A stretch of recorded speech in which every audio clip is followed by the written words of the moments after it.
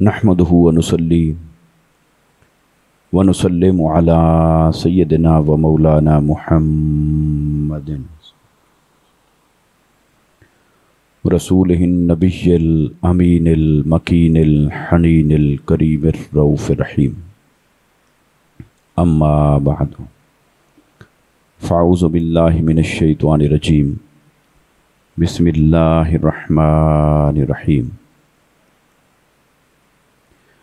इन्ना अंज़लनाहु फ़ी लैलतिन मुबारकतिन इन्ना कुन्ना मुनज़िरीन फ़ीहा युफ़रक़ु कुल्लु अम्रिन हकीम अम्रम मिन इंदिना इन्ना कुन्ना मुरसलीन। वक़ाल अल्लाहु तबारक व तआला फ़ी मक़ामिन आख़र व इज़ा सअलका इबादी अन्नी फ़इन्नी क़रीब। सदक़ल्लाहुल अज़ीम व सदक़ रसूलुहुन नबियुल करीम व नहनु अला ज़ालिका लमिनश शाहिदीन व शाकिरीन वल्हम्दुलिल्लाहि रब्बिल आलमीन।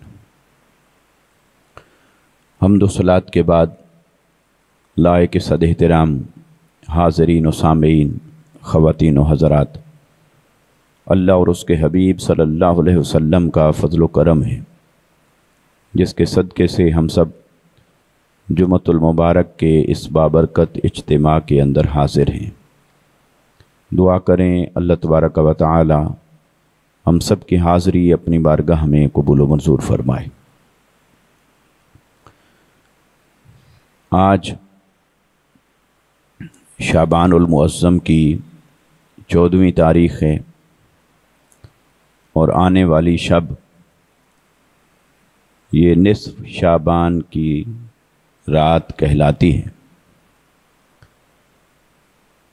इसे लैलतुल मुबारका भी कहते हैं, लैलतुल बराअत भी कहते हैं, शब बरात भी कहते हैं और भी मुख्तलिफ उन्वानात इसके हैं। यूँ तो अल्लाह रब्बुल इज़्ज़त ने शाबानुल मुअज़्ज़म को भी बड़ी अज़मत और फ़ज़ीलत अता फ़रमाई है, मगर इस रात को बिलख़ुसूस एक निराली शान अता फ़रमाई है। हदीस मुबारका में है, हुज़ूर नबी अकरम सल्लल्लाहु अलैहि वसल्लम ने इरशाद फरमाया रजब मेरा महीना है, रजब अल्लाह का महीना है, शाबान मेरा महीना है और रमज़ान मेरी उम्मत का महीना है।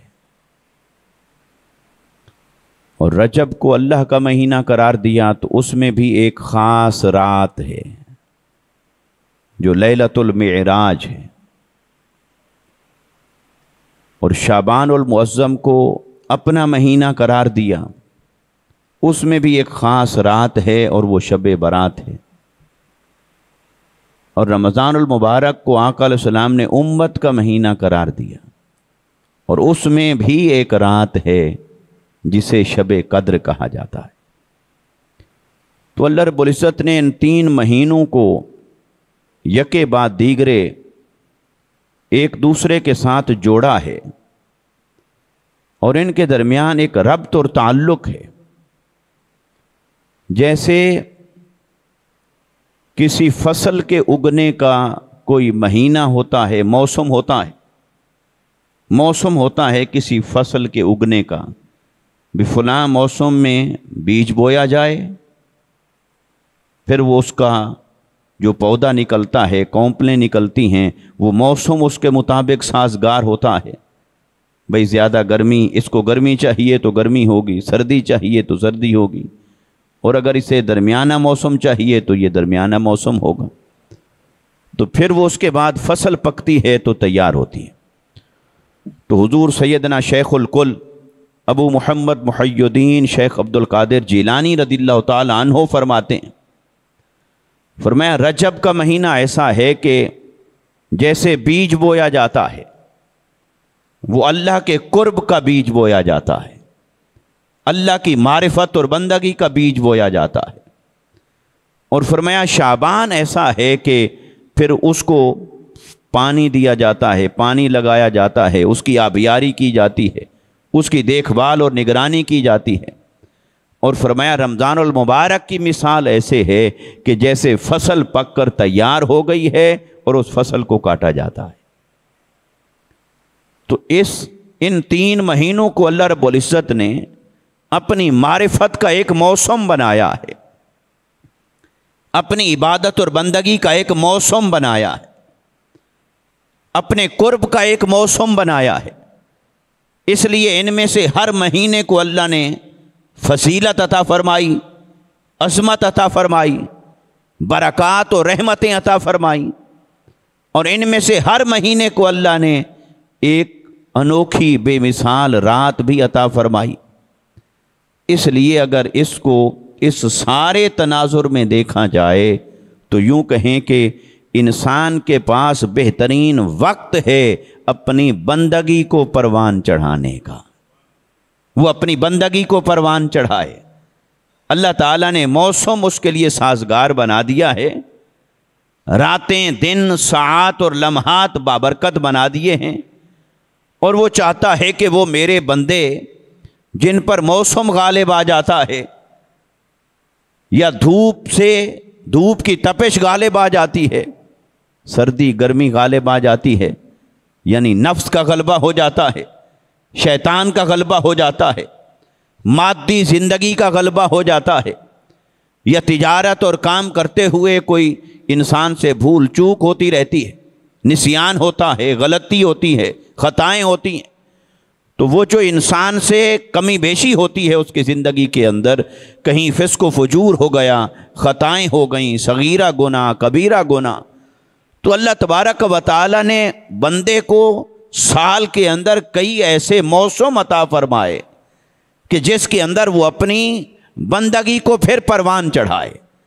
وہ جو ایمان کا پودا ہے اسے پانی دے، آبیاری کرے، اور اسے مزید طاقتور بنانے کے لیے اللہ تبارک و تعالی اسے موسم عطا فرماتا ہے۔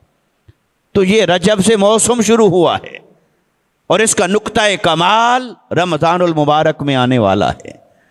تو یہ جو موسم شروع ہے عبادت اور بندگی کو پروان چڑھانے کا، اس میں شعبان المعظم آقا علیہ السلام نے فرمایا رجب کی فضیلت ایسے ہے تمام مہینوں پر جیسے قرآن کی فضیلت تمام آسمانی کتابوں پر ہے۔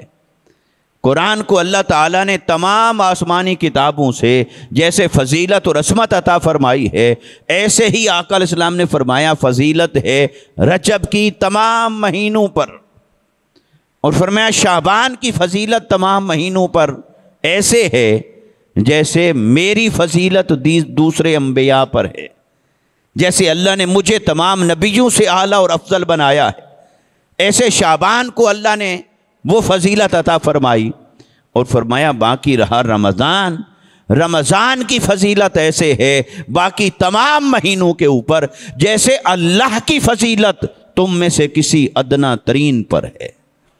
اللہ نے ایسی فضیلت عطا فرمائی رمضان المبارک کو۔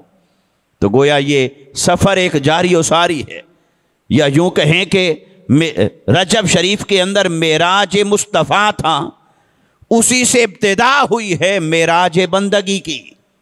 آقا علیہ السلام جو شب معراج تحفہ لائے، وہ تحفہ بھی نماز تھا، اور وہ نماز کیا ہے؟ وہ آقا علیہ السلام نے فرمایا الصلاۃ معراج المؤمن، وہ نماز مومن کی معراج ہے۔ گویا میں اپنی معراج کر کے آ رہا ہوں اور تمہارے لیے معراج لا رہا ہوں، تمہارے لیے معراج کا تحفہ لایا ہوں، تم اس کے ذریعے سے معراج کو پاؤ گے۔ تو آقا علیہ السلام نے ان مہینوں کے اندر بڑا خاص اہتمام فرمایا۔ آقا علیہ السلام کثرت کے ساتھ ان مہینوں میں روزے رکھتے تھے، اور آپ نوافل کی کثرت کرتے، عبادت اور بندگی کی کثرت کرتے، استغفار اور توبہ کی کثرت کرتے، اور وہ اہتمام آقا علیہ السلام کا ثابت ہے، حتیٰ کہ آقا علیہ السلام ایام 20 کے روزے رکھتے تھے۔ ایام 20 کہتے ہیں ہر مہینے کے چاند کے اعتبار سے 13، 14 اور 15، یہ جو 3 دن ہیں، ان 3 دنوں کے روزے اس کو ایام 20 کہتے ہیں۔ یہ مستحب روزے ہیں، نفل ہیں، مستحب ہیں، تو آقا علیہ الصلوۃ والسلام اس کا اہتمام فرماتے، اور کبھی آپ اسے ترک بھی کرتے، اور اکثر آپ کا معمول مبارک یہ کہ ہر مہینے میں یہ 3 روزے آپ رکھتے، اور کبھی پھر جنگیں، سفر، غزوات، مصروفیات، تو آقا علیہ الصلوۃ والسلام کی اگر ایام بیز کے روزے کسی سال کے رہ جاتے تو پھر آقا علیہ الصلوۃ والسلام ان تمام روزوں کو شعبان المعظم کے اندر جمع فرما لیتے تھے۔ آقا علیہ الصلوۃ والسلام ان روزوں کو شعبان میں جمع کرتے اور پھر شعبان المعظم میں روزے رکھتے تھے۔ اور حضرت عائشہ صدیقہ رضی اللہ تعالی عنہا سے مروی ہے، اسی طرح حضرت ام سلمہ رضی اللہ تعالی عنہا سے آقا علیہ السلام کا معمول مبارک روایت کیا گیا کہ آقا علیہ السلام کثرت کے ساتھ روزے رکھتے تھے اس ماہ مبارک کے اندر، اور کبھی تو ایسا ہوتا کہ آپ لگاتار روزے رکھتے جاتے، اور اس سے حضرت عائشہ صدیقہ رضی اللہ تعالیٰ عنہ فرماتی ہیں اندازہ ہوتا تھا کہ اب آقا علیہ السلام کسی بھی شعبان میں روزے ترک نہیں کریں گے، ہر شعبان میں روزے رکھیں گے، یعنی اتنے اہتمام سے روزے رکھ رہے ہوتے۔ اور کبھی ایسا بھی ہوتا کہ شعبان المعظم آتا اور آپ روزے نہ رکھتے، اور ہمیں پھر ایسے لگتا کہ شاید اب چھوڑ دیے ہیں تو کبھی بھی نہیں رکھیں گے، لیکن آقا علیہ الصلوۃ والسلام کبھی ترک فرماتے، کبھی اختیار فرماتے، اس لیے تاکہ کہیں امت پر فرض نہ ہو جائیں۔ یعنی اللہ رب العزت اپنے پیارے حبیب صلی اللہ علیہ وسلم کا جو عمل مبارک دیکھتا تھا تو اللہ فرماتا ہے حبیب تیری ادا ایسی پسند آئی ہے کہ اب میں سب پر لازم کرتا ہوں، ایسے کیا کرو۔ تو آقا علیہ الصلوۃ والسلام پھر اس کو ترک فرماتے تاکہ ان کے چھوڑنے سے امت کے لیے گنجائش نکل آئے۔ ایسے آقا علیہ السلام نے مسواک کے بارے میں فرمایا اگر مجھے اپنی امت کے اوپر مشقت کا لحاظ نہ ہوتا، خیال نہ ہوتا کہ یہ بڑی مشقت میں پڑ جائیں گے، تو میں ان پر لازم کر دیتا کہ ہر نماز اور ہر وضو کے ساتھ مسواک کرو۔ ایسے ہی آقا علیہ الصلوۃ والسلام نے تراویح کا جو اہتمام فرمایا، تو تراویح آقا علیہ السلام نے ادا فرمائی مسجد نبوی میں، تو بعض روایات کے مطابق 3 دن یا چند راتیں آقا علیہ الصلوۃ والسلام نے تراویح کی نوافل ادا فرمائے مسجد میں۔ تو صحابہ کرام آقا علیہ السلام کے ساتھ جمع ہو گئے، اور بڑا ایک ماحول بن گیا، منظر بن گیا، اور ایک بڑا دیدنی منظر پیدا ہو گیا، صحابہ کرام کا جوش و خروش۔ تو آپ ذرا چشم تصور میں لائیے کہ جہاں امامت اور صحبت مصطفیٰ کی ہو اور غلام اور پیروکار صحابہ جیسے ہوں تو اللہ کی عبادت اور بندگی کا نظارہ کیسا ہوگا۔ تو وہ جو نظارہ بنا تو آقا علیہ السلام کے دل میں فوراً خیال آیا کہ اس حسین نظارے کو دیکھ کر کہیں رب جبرائیل کو ہی نہ بھیج دے، حبیب ایسے ہی سب پر لازم کر دیا ہے۔ تو میرے آقا صلی اللہ علیہ وسلم نے اس کے بعد گھر میں اپنے حجرہ مبارک کے اندر الگ اور تنہا نوافل ادا فرمائے، تراویح کی نماز ادا فرمائی۔ اور پھر آقا علیہ السلام کے وصال کے بعد پھر حضرت عمر رضی اللہ تعالیٰ عنہ کے زمانے تک یہ ایسے ہی چلتا رہا، 5 بندے وہاں پڑھ رہے ہیں، ایک وہاں پڑھ رہا ہے، 2 ادھر پڑھ رہے ہیں، کوئی لمبی صورتیں پڑھ رہا ہے، کوئی چھوٹی پڑھ رہا ہے۔ تو حضرت عمر بن خطاب رضی اللہ تعالیٰ عنہ نے دیکھا تو فرمایا کہ آقا علیہ السلام کی وہ جو حکمت تھی کہ کہیں فرض نہ ہو جائے، تو اب وہ جبرائیل کا آنا تو بند ہو گیا، فرض نہیں ہو سکتی، مگر وہ جو حسین نظارہ تھا اس کو اب پھر ایک نظم کی صورت دینے کے لیے حضرت عمر نے صحابہ کرام سے مشورہ کیا، کہا جمع نہ کر دیں۔ تو حضرت ابی بن کعب کو امام مقرر کیا، ان کی تلاوت اور قرات بہت اچھی تھی، اور ان کی اقتداء میں تمام صحابہ اور تابعین کھڑے ہوئے۔ تو حضرت عمر بن خطاب رضی اللہ تعالیٰ عنہ نے اس نظارے کو دیکھا، فرمایا نعم البدعۃ ھذا، فرمایا دیکھو کتنا اچھی بدعت شروع ہوئی ہے۔ تو حضرت عمر اگر ہر بدعت بری ہوتی تو وہ تو پھر کہتے کہ یہ بری بدعت ہے، تو انہوں نے بتا دیا کہ بدعت صرف وہ بری ہے جو دین کے خلاف ہو۔ تو کہاں کتنی اچھی بدعت ہے جو ہم نے شروع کی۔ تو حضرت عمر رضی اللہ تعالیٰ عنہ تو گویا آقا علیہ الصلوۃ والسلام اللہ کی عبادت اور بندگی میں رجب میں، شعبان میں، رمضان المبارک میں اس قدر محو ہو جاتے کہ اللہ کی عبادت اور بندگی کے اندر فنا ہو جاتے، قرب الہی کے لیے اللہ کی عبادت اور بندگی کو یوں اپنا لیتے۔ تو یہ عبادت کا موسم ہے، یہ بندگی کا موسم ہے۔ تو آقا علیہ الصلوۃ والسلام روزے رکھتے تھے، اور کبھی چھوڑ دیتے کبھی پھر مسلسل رکھتے۔ اور ایک حدیث پاک بھی ہے، آقا علیہ السلام نے فرمایا 15 شعبان کے بعد روزے نہ رکھو۔ اچھا، اب یہ جو حدیث مبارکہ ہے بعض لوگوں کو اس سے مغالطہ لگتا ہے کہ شاید حدیث میں منع ہے تو روزے رکھنا بالکل جائز نہیں ہوگا، جبکہ دوسری طرف یہ بھی ملتا ہے کہ آقا علیہ السلام نے رکھے بھی۔ تو پھر ایسے خالی ایک حدیث کا ٹکڑا پڑھ کے بات سمجھ میں نہیں آتی جب تک آقا علیہ السلام کی ساری سیرت کو نہ دیکھا جائے اور تمام اس موضوع پر آنے والی تمام روایات اور احادیث کو سامنے رکھ کر بات کو نہ سمجھا جائے تو سمجھ نہیں آتی۔ تو ایک طرف آقا علیہ السلام کا خود عمل مبارک ہے، روزہ رکھنے کی ترغیب ہے، دوسری طرف روزہ رکھنے سے منع ہے۔ تو محدثین نے کہا اس کا معنی یہ ہے کہ جس شخص کو یہ شک ہو، یہ خوف ہو کہ اگر اس نے روزے رکھے تو اس کے جسمانی طاقت اور سکت وہ استعمال ہو جائے گی، خرچ ہو جائے گی، کمزور ہو جائے گا، اور کمزور ہو جائے گا تو وہ رمضان المبارک کے روزے رکھنا اس کے لیے مشکل ہو جائے گا، تو اس کے لیے منع ہے۔ اس کے لیے یہ ہے کہ پھر پہلے جو 15 دن ہیں رمضان المبارک کے شروع ہونے سے پہلے 15 دن وہ اپنے آپ کو فریش کرے، کھائے پیے اپنی انرجی بحال کرے تاکہ اگلے روزے رکھ سکے۔ اور اگر ہاں موسم ایسا ہے، حالات ایسے ہیں، یا جسمانی طاقت اور سکت ایسی ہے کہ کوئی فرق پڑنے والا نہیں، تو پھر وہ چاہے تو شعبان کے بھی روزے رکھے، آقا علیہ السلام کی سنت پر عمل کرے، اور رمضان المبارک کے فرض روزے بھی رکھے۔ تو لہٰذا ہر بات کے اندر ایک ڈیپتھ ہوتی ہے، گہرائی ہوتی ہے، اس کے دائیں اور بائیں کچھ پہلو ہوتے ہیں، وہ سارے سمجھنے چاہیے۔ وہ سارے سمجھنے کے بعد ہی کامل تصویر سمجھ آتی ہے سیرت محمدی صلی اللہ علیہ وسلم کی۔ اس لیے اس بات پہ عام طور پہ کتنے لوگ جھگڑا کر رہے ہوتے ہیں، کہیں سے کوئی ایک حدیث پڑھی، بھئی میں نے حدیث میں پڑھا ہے، ایسے لکھا ہے۔ اب کون ہے جو حدیث کی بات سن کے تو اس کے سامنے روگردانی کرے؟ وہ کہے گا حدیث میں لکھا ہے، ٹھیک ہے، حدیث میں تو لکھا ہے، مگر آپ نے تو پڑھی ہے ایک حدیث، آپ نے یہ تو غور نہیں کیا کہ اس موضوع پر، اس مضمون پر، اس ٹاپک پر اور کیا کیا حدیث ہیں، اور کیا کیا فرامین ہیں، اور آقا علیہ السلام کا اور کیا کیا عمل مبارک موجود ہے۔ اگر اس سارے کو جمع کریں گے تو آپ خلاصہ کر سکیں گے کہ اس میں جہاں آپ نے عمل مبارک فرمایا تو وجہ کیا تھی، جہاں ترک فرمایا تو وجہ کیا تھی، جہاں حکم دیا تو اسباب کیا ہیں، جہاں منع کیا تو اسباب کیا ہیں۔ اور یہ جو دین کے اندر گہری سمجھ ہے اسی کو فقہ کہتے ہیں۔ تو جو لوگ کہتے ہیں ہم فقہ کو نہیں مانتے، کسی امام کو نہیں مانتے، کسی امام کی تقلید نہیں کرتے، تو بھائی انہوں نے زندگیاں لگا دیں حدیث اور قرآن کو سمجھتے سمجھتے، اور اس کا نچوڑ اور خلاصہ نکال کے ہمارے سامنے رکھا۔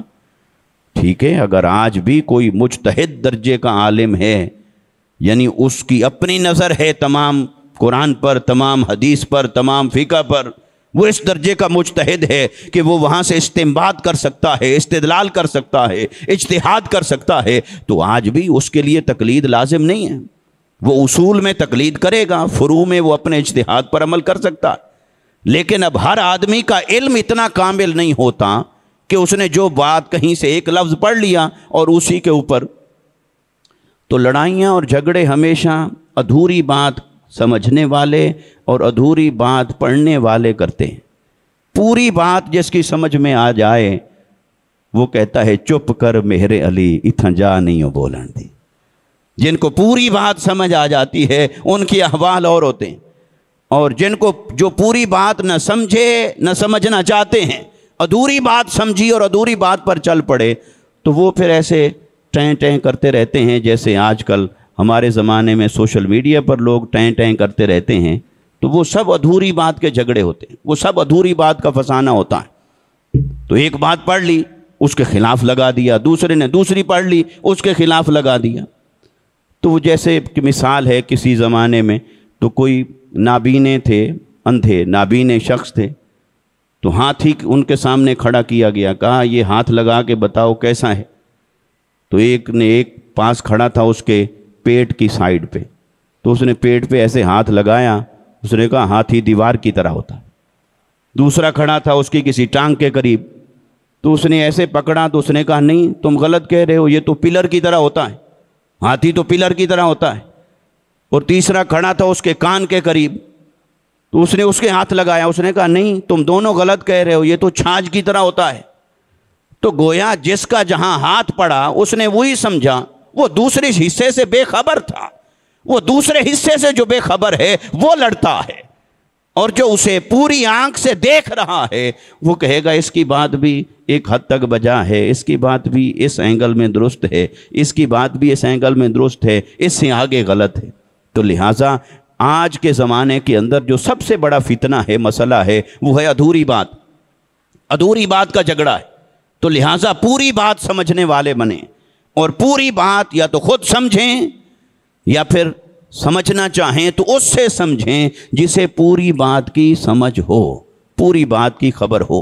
اور علماء کی بھی ذمہ داری بنتی ہے کہ ان سے کوئی سوال کیا جائے تو ضروری نہیں ہے ہر بات کا جواب دینا، جس شے میں پوری سمجھ نہیں ہے وہاں خاموشی اختیار کریں یا مطالعہ کریں، لیکن اللہ تبارک و تعالی ہمیں اصلاح کی توفیق عطا فرمائے۔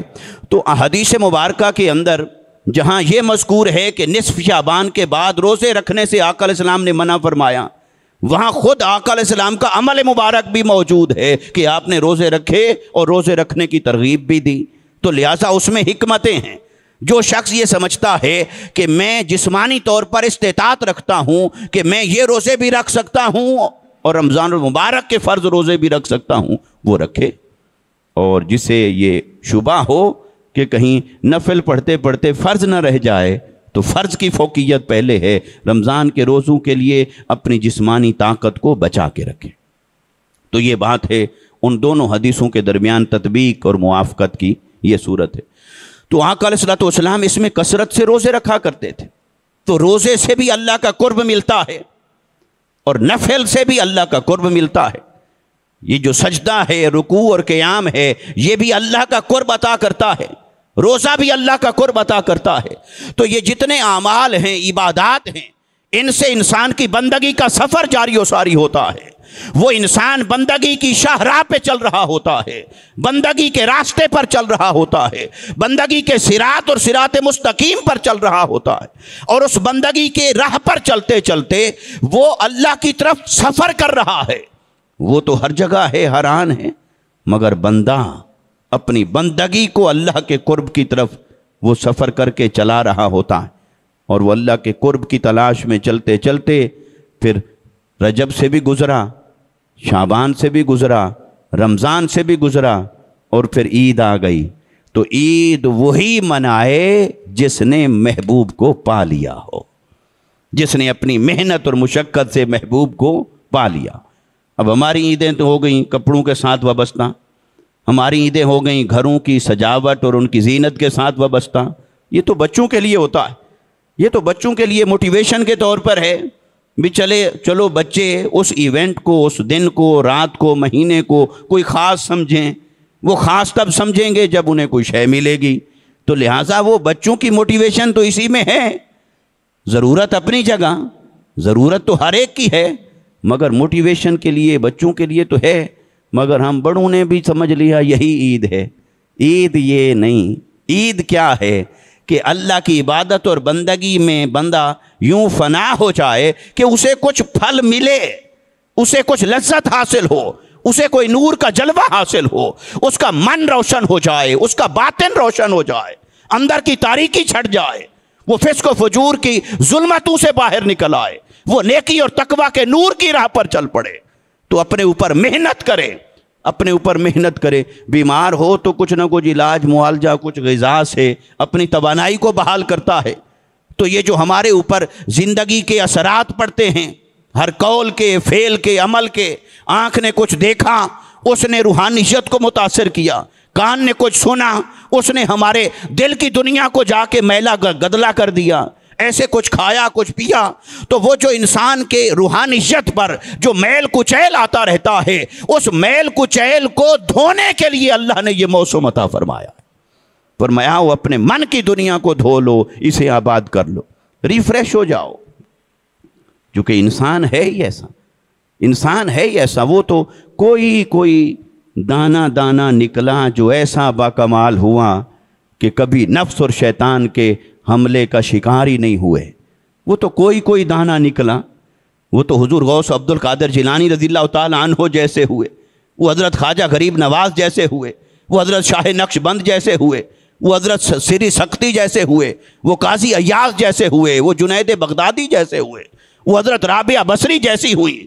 تو وہ ایسے چند دانے تو ہوئے کہ جنہوں نے اللہ کی عبادت اور بندگی کی روح کو پا لیا. مگر یہ کہ ہم میں سے ہر ایک پر لازم ہے کچھ نہ کچھ تو دانا پانی کھائے، اللہ کی عبادت اور بندگی میں سے، اللہ کی معرفت میں سے کچھ تو حاصل کرے. یہ کھانے پینے کے لیے تو ہم نہیں آئے، جو کھا پی رہے وہ روح کی غذا ہے، اس کے لیے ہر ایک پر لازم ہے. اللہ نے ہر ایک کو مکلف فرمایا. تو چلو ان جیسے نہ صحیح، ان کی راہوں پر چلنے والے تو بنے. تو چلو اور کچھ نہیں تو ان کی مجلس میں جوتیوں والی جگہ پر بیٹھنے والے تو بنے. جیسے حدیث پاک ہے کہ ذکر کی مجلس کو فرشتے تلاش کرتے ہیں، آسمان سے اترتے ہیں اور ذکر کی مجالس کو تلاش کرتے ہیں. کہاں ہے وہ جگہ جہاں اللہ کے بندے اللہ کو یاد کر رہے ہیں؟ تو وہ فرشتے ڈھونڈنے کے لیے نکلتے ہیں، اور اس رات بھی نکلتے ہیں، شب قدر بھی نکلتے ہیں. تو وہ آ کے دیکھتے ہیں کہ ایک جگہ اللہ کا ذکر ہو رہا ہے، پھر وہ فرشتہ بیٹھ جاتا ہے، پھر وہ دوسروں کو بلانے لگ جاتا ہے، بھائی ادھر آ جاؤ، یہاں خوراک مل رہی ہے، یہاں غذا مل رہی ہے، دیکھو بندے اللہ کا ذکر کر رہے ہیں، بڑا مزہ آ رہا ہے، ادھر آ جاؤ. تو وہ فرشتے آتے ہیں، حتیٰ کہ آقا علیہ السلام نے فرمایا اتنے فرشتے جمع ہو جاتے ہیں شب قدر میں اتنے فرشتے جمع ہو جاتے ہیں کہ زمین سے آسمان تک وہ بھر جاتا ہے. اور پھر واپس جاتے ہیں اللہ کی بارگاہ میں، اور وہ سب جانتا ہے کیسا قادر مطلق ہے، سب جانتا ہے انہوں نے کیا کیا، یہ کہاں گئے تھے. پھر وہ ان سے پوچھتا ہے ہاں بھئی کہاں سے آئے ہو؟ تو باری تعالیٰ کیا تیرے علم میں نہیں ہے؟ اس کے علم میں تو ہے، مگر وہ اس انسان کے بارے میں ان فرشتوں سے سننا چاہتا ہے کہ جس انسان کو اس نے نائب بنایا اور فرشتوں نے اعتراض کیا تھا. تو وہ ان کی زبانی ان سے پوچھنا چاہتا ہے کہ وہ میرے بندے کی شان بیان کریں، میرے بندے کی محبت دیوانگی کا کچھ تذکرہ ہو جائے، میرا بندہ کیسے مجھے یاد کر رہا تھا. تو وہ پوچھتا ہے کہاں سے آئے ہو؟ وہ کہتے ہیں باری تعالیٰ ہم گئے تھے ایک جگہ فلاں بستی میں، فلاں جگہ فلاں شہر، تو وہاں کچھ بندے ملے، وہ تیرا ذکر کر رہے تھے، ہم بھی ان کے ساتھ کچھ دیر بیٹھ گئے. تو اللہ پاک فرماتے اچھا تو وہ کیا کر رہے تھے؟ تو فرشتے عرض کرتے ہیں باری تعالیٰ وہ تجھے یاد کر رہے تھے، وہ تیرا ذکر کر رہے تھے، وہ تیری یاد میں بیٹھے تھے، انہوں نے اپنے دلوں میں تیری یاد کو سجا لیا تھا، اپنی زبان پر تیرے ذکر کو سجا لیا تھا. وہ تیری تسبیح کر رہے تھے، تیری حمد کر رہے تھے، تیری ثنا کر رہے تھے، تیری پاکی بیان کر رہے تھے، تیری توحید کے اعلان کر رہے تھے، تیری شان بے نیازی کی باتیں کر رہے تھے. اچھا اور کیا کر رہے تھے؟ تجسس انسانوں میں تو ہوتا ہے لا علمی کی وجہ سے، مگر وہ اپنے بندوں کے ذکر کو بڑھا رہا ہے، طویل کر رہا ہے، کسی طرح یہ ذکر چھڑا رہے. اچھا اور کیا کر رہے تھے؟ وہ عرض کرتے ہیں باری تعالیٰ وہ تجھ سے تیری جنت مانگ رہے تھے. اللہ پاک فرماتا ہے اچھا تو کیا انہوں نے میری جنت دیکھی ہے کہ کتنی حسین ہے؟ وہ عرض کرتے ہیں باری تعالیٰ نہیں دیکھی تو نہیں، مگر وہ جو انہوں نے قرآن میں پڑھا اور تیرے حبیب سے سنا اسی پر ہی ان کا یقین ہے، ایمان بالغیب اسی پر ہی یقین ہے کہ جنت بڑے انعام و اکرام کی جگہ ہے. تو وہ تجھ سے تیری جنت کا سوال کر رہے تھے. تو اللہ پاک فرماتا ہے انہوں نے دیکھا؟ کہتے ہیں نہیں. پھر اللہ پاک فرماتا ہے پھر تم سارے گواہ ہو جاؤ، جو بن دیکھے میرے اس انعام کے تالے پر سوالی بن کے بیٹھے تھے، میں نے ان سب کو جنت عطا فرما دی. اچھا پھر اللہ پاک فرماتے ہیں اچھا اور کیا کہتے تھے؟ تو عرض کرتے ہیں باری تعالیٰ اور وہ تیری جہنم سے پناہ مانگ رہے تھے، تیرے عذاب سے پناہ مانگ رہے تھے. تو اللہ پاک فرماتا ہے کیا انہوں نے میرا عذاب دیکھا؟ کیا انہوں نے اس جہنم کو دیکھا ہے جس سے وہ ڈر رہے تھے؟ کیا اس کی ہولناکی کو دیکھا ہے جس سے وہ ڈر رہے تھے، جس سے ان کے دل لرز رہے تھے؟ کیا میرے اس عذاب کی سختی کو انہوں نے اپنی آنکھ سے دیکھا؟ تو فرشتے عرض کرتے ہیں باری تعالیٰ نہیں دیکھا تو نہیں، مگر وہ سن کے اور پڑھ کے تیرے عذاب سے، تیرے جلال سے، تیری جباریت سے، تیری قہاریت سے وہ ڈر رہے تھے، خوف زدہ تھے، تیری شان بے نیازی سے ڈر رہے تھے کہ معلوم نہیں کیا کرے، وہ قادر مطلق ہے، کیا فیصلہ کرے ہمارے بارے میں۔ تو اللہ پاک فرماتا ہے اچھا اگر وہ بن دیکھے اتنا ڈر رہے تھے تو اگر وہ دیکھ لیں تو پھر کتنا ڈریں گے، پھر ان کے خوف کا عالم کیا ہوگا۔ تو اللہ پاک فرماتا ہے اے فرشتو پھر تم گواہ ہو جاؤ، جو جو دل میں میرے عذاب سے ڈر رہا تھا، جس کے دل میں میرے عذاب کا خوف تھا، میری گرفت اور مواخذے کا خوف تھا، گواہ ہو جاؤ میں نے ان سب کو اپنی جہنم سے آزاد کر دیا، میں نے ان سب کو بخش دیا۔ تو ایسے بات چلتی رہتی ہے۔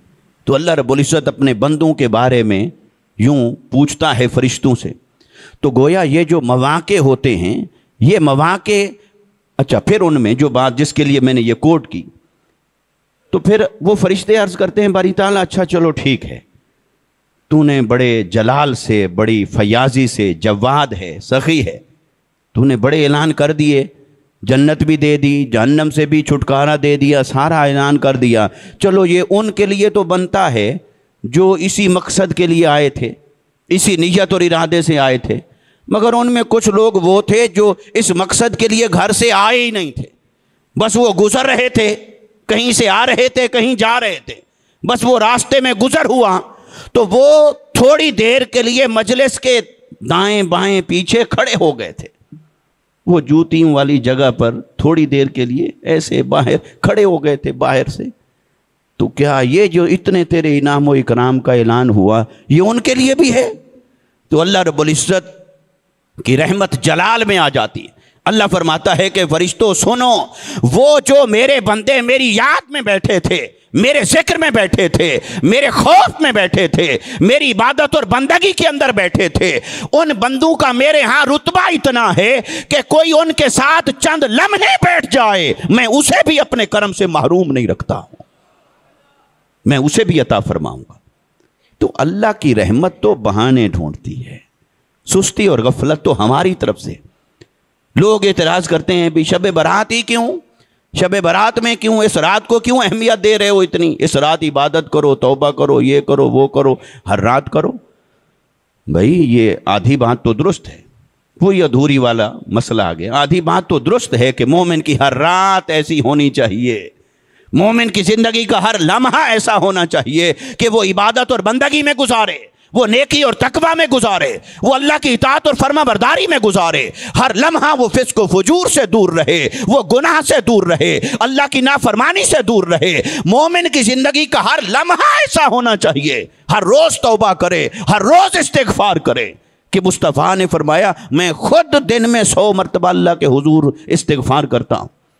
مومن کی زندگی کا ہر لمحہ ایسا ہونا چاہیے، ٹھیک ہے، اس بات میں کوئی اختلاف نہیں، اور جنہوں نے بنا لیا انہیں مبارک ہو، اور جو ہر لمحے ایسے نہیں ہو سکے تو اللہ نے ان کے لیے ایک پیکج لگایا ہے، تو چلو اس سے تو فائدہ اٹھانے دو۔ اب شب برات کی کو رد کر کے تمہیں کیا حاصل ہونا ہے؟ اگر کوئی آدمی فرض کرو کہ 364 دن کوئی نافرمان ہی رہا اور آخری دن آ کے فرما بردار ہونا چاہتا ہے تو دروازے بند کرنے کا اختیار تمہیں کس نے دیا ہے؟ اس کا دروازہ تو ہر ایک کے لیے کھلا ہے۔ تو ابھی صبح 92 چینل پہ میں بات کر رہا تھا تو مثال وہاں ذہن میں آ گئی، تو آپ کو بھی دے دوں کیونکہ اس سے پریکٹیکل لائف میں ہمیں زیادہ چیزیں سمجھ آتی۔ تو جیسے خریداری پر کوئی پابندی نہیں، شاپنگ ہر روز کرتے رہتے ہیں، لیکن کبھی کبھی سیل لگتی ہے، تو وہ سیل میں کیا ہے؟ پیکج ہوتا ہے، تو وہ کوئی لوٹ سیل لکھتا ہے، چاہے وہ لوٹ سیل لکھ کے آپ کو لوٹ رہا ہو یا اپنے آپ کو لٹوا رہا ہو، وہ ایک الگ کہانی، مگر یہ کہ سیل لگتی ہے تو اس میں کیا ہے؟ رعایتی پیکج ہو جاتا ہے۔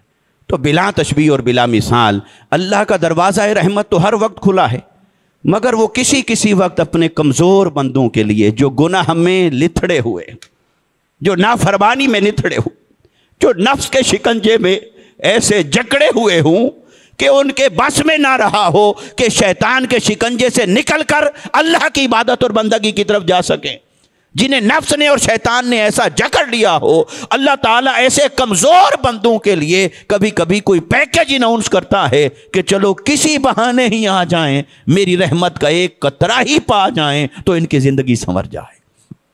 تو شب برات بھی انہی میں سے ایک ہے۔ شب برات کی اس لیے خاصیت ہے کہ اللہ تبارک و تعالیٰ نے اس میں خصوصی اپنا فضل اور احسان فرمایا ہے، اور آقا علیہ الصلوۃ والسلام نے اس رات کے اندر خصوصیت سے اہتمام فرمایا۔ اب یہ الگ بات ہے، ہم چونکہ کچھ اپنا بھی بیچ میں داخل کر لیتے ہیں دین کے اندر، تو ہم نے یہ جو بنا لیا اس رات کو رسموں کے لیے، وہ غلط ہے۔ کیا کیا پتہ نہیں کرتے ہیں، اب ٹائم بھی نہیں ہے کہ میں ان تمام چیزوں کی باتیں کروں۔ تو یہ رات کسی جشن کے لیے نہیں ہے، یہ پٹاخے چلانے کے لیے نہیں ہے، یہ دعوتیں اڑانے اور باہر بیٹھنے اور گپیں مارنے اور گیٹ ٹوگیدر اور یہ وہ کرنے کے لیے نہیں ہے۔ یہ توبہ کی رات ہے، احتساب کی رات ہے، مواخذے کی رات ہے، محاسبے کی رات ہے، اپنا حساب کرنے کی رات ہے۔ جو زندگی میں گزر گیا اس کے اللہ کے حضور توبہ اور استغفار کرنے کی رات ہے۔ تو ایسے اس نے فرمایا فیہا یفرق کل امر حکیم، فرمایا یہ وہ رات ہے جس میں ہر حکمت والا فیصلہ کرتا ہوں۔ اور اس کو ایک حدیث کے مطابق اسے ڈاکومنٹیشن کی رات کہا گیا ہے، کہ اللہ کی جو تقدیر ہے، تقدیر کی کچھ چیزیں، فائلیں اللہ تعالیٰ فرشتوں کے حوالے کرتا ہے، جن سے جو کام لیتا ہے، زندگی والا فرشتہ، موت والا فرشتہ، رزق والا فرشتہ، بارش برسانے والا، اولاد کی خوشخبری سنانے والا، تو اللہ کے جو فیصلے ہیں اللہ ان کے سپرد کرتا ہے۔ یہ لو لے جاؤ، یہ سال بھر کا تمہارا یہ اسائنمنٹ ہے، یہ سال کا کام ہے، یہ لے جاؤ، سال پورا کرو، پھر اس رات پھر آنا، پھر اجلاس ہوگا، پھر اگلا ٹاسک تمہیں دیا جائے گا۔ یہ ڈویژن آف ورک ہے، یہ ٹاسکنگ ہے۔ تو اللہ تبارک و تعالیٰ نے فرمایا فالمدبرات امرا، میں فرشتوں کے ذریعے سے اپنے تمام کاموں کی تدبیر لگاتا ہوں۔ یہ فرشتے میرے کاموں کی تدبیر کرنے والے ہیں، مینجمنٹ کرنے والے ہیں۔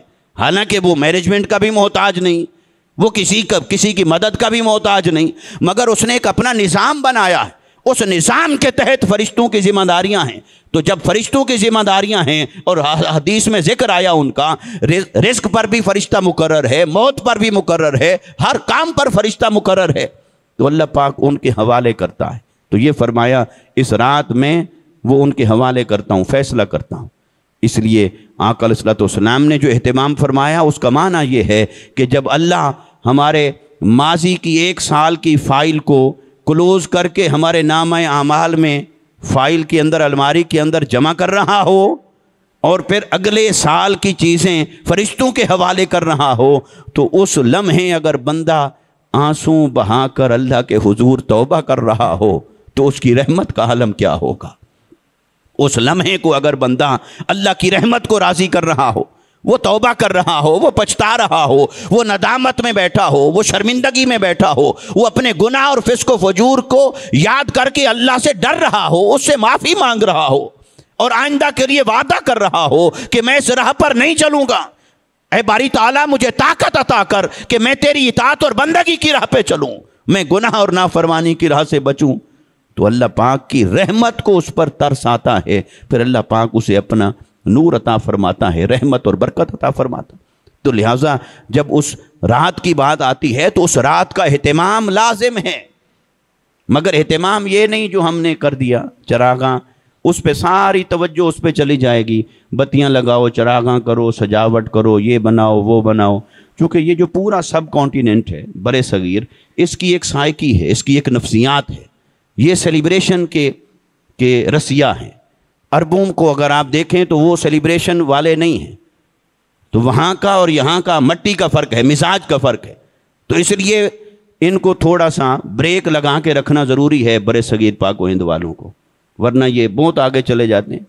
جیسے وہ سما اور قوالی کی اجازت تھی، اور کتنے رستے اپنے لیے نکال لیے سننے کے، اب ہر ایک نے لگایا ہوا ہے، ہر کوئی سنتا ہے، تو وہ تھوڑا سا رستہ تو شریعت کا ہوتا ہے، اس کے بعد جو کچھ آگے ہم کرتے ہیں وہ سارا ہمارا اپنا ہوتا ہے، یہ بر صغیر کی نفسیات ہے۔ تو اس لیے اس رات کو عبادت اور بندگی کے لیے خاص کریں، اللہ کے قرب کو پانے کے لیے خاص کریں، اور یہ بھی نہیں کہ اچھا جب دعا کا وقت آئے گا تو پھر محفل میں جائیں گے۔ بھئی دعا تو ثمر ہے، وہ دل کی زمین کو تھوڑا نرم کرنا ہے، کچھ آنکھوں کو نرم کرنا ہے، تو وہ ٹائم لگتا ہے، تو جتنی دیر بیٹھیں گے کیا معلوم اس کی رحمت کب متوجہ ہو، اس نے کوئی شیڈول تو نہیں دیا ہوا، تو بیٹھے رہو سائل بن کے۔ اس لیے فرماتا ہے وَإِذَا سَأَلَكَ عِبَادِي عَنِّي فَإِنِّي قَرِيب، اے حبیب صلی اللہ علیہ وسلم، جب میرے بندے آپ کی خدمت میں آ کر میرے بارے میں سوال کریں، میرے بارے میں کچھ پوچھیں، تو آپ انہیں بتا دیا کرو میں دور نہیں، میں تو ہر لمحہ تمہارے قریب رہتا ہوں، میں قریب ہوں، بس تمہاری طرف سے غفلت ہے۔ کھڑکی کھولو دیکھو میں نظر آتا ہوں، کھڑکی کھولو دیکھو میں ملتا ہوں، میں کلام بھی کرتا ہوں، میں تمہیں القاء بھی کرتا ہوں۔ تو اللہ رب العزت کا قرب ہے بندے کو، مگر اس قرب سے ہم نے اپنے نفس کی وجہ سے اپنے آپ کو دور کر رکھا ہے۔ تو یہ لمحے، یہ مہینے، یہ راتیں، یہ ساعتیں، یہ اس لیے آتے ہیں کہ اللہ کی عبادت اور بندگی کریں۔ لہٰذا یہ رات شروع ہو جاتی ہے مغرب سے ہی، تو بس مغرب ہوئی اللہ کے گھر آئیں، نماز پڑھیں، اس کے بعد 6 نوافل پڑھیں سورہ یاسین کی تلاوت کے ساتھ، بتائیں گے اس کا طریقہ شام کو، وہ پڑھیں۔ 2 رکعت آفات اور بلیات سے بچنے کے لیے ہیں، 2 رکعت نفل کے رزق بڑھانے کے لیے ہیں، 2 اللہ کے کرم کو حاصل کرنے کے لیے ہیں۔ تو لہٰذا وہ نوافل پڑھیں 6، اور ان کے درمیان سورہ یاسین کی تلاوت کریں، پھر بیٹھے رہیں جھولی پھیلا کے، سائل بیٹھا ہے، پھر عشاء کی نماز پڑھیں، اور عشاء کے بعد کھانا شانہ بھی کھائیں، وقفہ بھی کریں، لیکن یہ کہ اللہ کے ذکر اور بندگی میں جتنا زیادہ سے زیادہ وقت گزرے، پھر صبح ہو جائے، سحری ہو جائے، روزہ بھی رکھیں، اور ہو سکے تو آج کا روزہ اور کل کا ملا کے رکھیں، نہیں تو کل کا رکھیں اور اگلے دن کا ملا کے رکھ لیں، تو 2 روزے کر لیں۔ تو اللہ کی عبادت اور بندگی کی طرف اپنے دلوں کو راغب کریں۔ ہمارے دل راغب نہیں ہوتے، دل لگتے نہیں ہیں عبادت میں، تو دل کو لگانا پڑتا ہے، دل لگانا پڑتا ہے عبادت اور بندگی میں۔ بچے کا دل نہ لگتا ہو سکول جانے کو، کتنے جتن کرتے ہیں آپ، کہاں سے گھما پھیر کے تو اسے کتنے لالچ ترغیبیں دے کے بھی کسی طرح اس کا دل لگے۔ تو بھائی پہلا کام یہی ہوتا ہے، اپنے آپ پر بھی غور کرو کہ کیا ہمارا عبادت میں دل لگتا ہے۔ بس دل لگانا سیکھو، جب دل لگ جائے گا تو پھر دل بر بھی نصیب ہو جائے گا۔ وَمَا عَلَيْنَا إِلَّا الْبَلَاغُ الْمُبِينُ۔